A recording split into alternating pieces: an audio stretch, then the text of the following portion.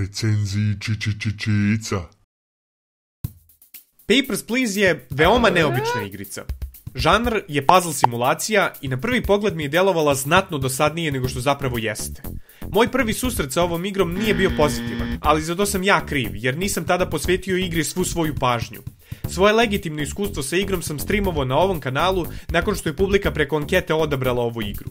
Da budem iskren, od svih izbora jedino nju nisam hteo da igram. Ali isto tako moram da priznam da mi je bilo zabavnije nego što sam očekivao. Ne zaboravite like i subscribe. Hvala. Idemo nazad na video. Pozitivne stvari. Pre svega moram da istaknem sam dizajn igre. Način na koji je sve naslikano i predstavljeno zaista mi se svideo. Nije ništa revolucionarno, ali je dovoljno interesantno da privuče, a uz to i zadrži pažnju, makar po mom mišljenju. Takođe, ovom izgledu ni malo ne odmaže muzika koja je komponovana tako da ujedno bude jeziva i šašava.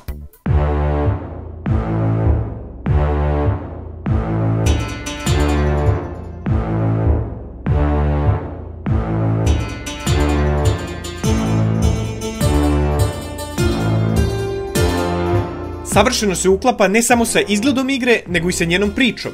Kad smo već kod toga, priča o ovoj igri je iznenađujuće zanosna.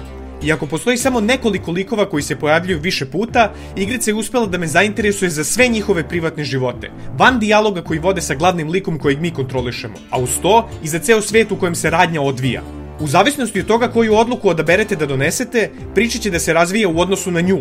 To znači da je moguće imati drastično različite gameplayeve ukoliko na početku donesete jednu drugačiju odluku u odnosu na prethodni put.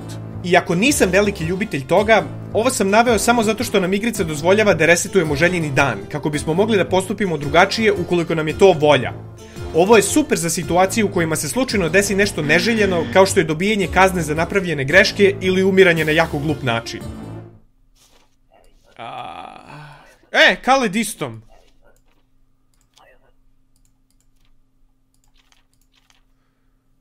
Šta da radim s ovim?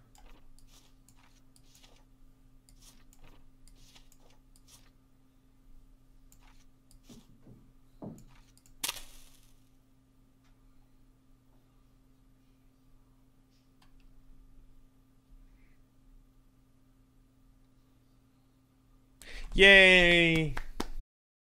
Negativne stvari. Glavna stvar koja mi je smetala u ovoj igri i koja je u neku ruku uticala na to da imam manje pozitivno mišljenje o njoj, jeste tajmer.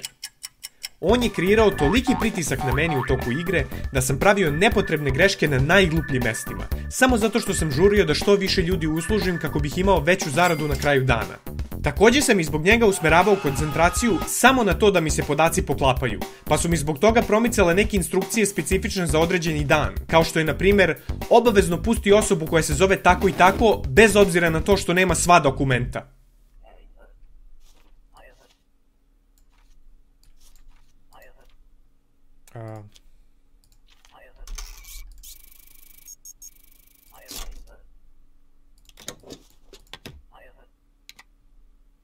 Pusti je. Šta, pa nemaš? To je ona u loketu. Jao, shit! Ja razumem da tajmer povećava izazov, što ujedno čini igranje ove igre interesantnijim, ali isto tako konstantan pritisak pretvara zabavnu igru u napornu. Da makar postoji game mode bez tajmera, u kojem se sirena za kraj radnog vremena oglasi nakon što uslužim određen broj ljudi, a ne kada sat otkuca Fajront, najverovatnije bih se s vremena na vreme vraćao na ovu igru. Ocena. Nakon prvog streama legitimnog igranja ove igrice, skapirao sam da je ona mnogo zanimljivija kada o njoj razmišljam nego kada je zapravo igram. Kada se stream završio, jedva sam čekao trenutak kada ću opet da je zaigram, ali kada sam zapravo počeo da je igram, jedva sam čekao da je pređem i ne igram više. U suštini, ova igra je mnogo interesantnija u teoriji nego u praksi, i kada sve što sam rekao uzmem u obzir, morat ću da joj dam jedne zulufe. Najiskrenije sam želeo da joj dam veću ocenu, pogotovo zato što posjeduje karakteristike koje se meni mnogo sviđaju, ali sama činjenica da ne želim više ni jednom da je zaigram, igra mnogo veću ulogu od svega toga. Ako budu uveli casual mod u kojem nisi osuđen na milost i nemilost tajmera, postoji šansa da je ponovo igram. Do tada, samo ću se strane da posmatram druge kako igraju i da uživam bez pritiska.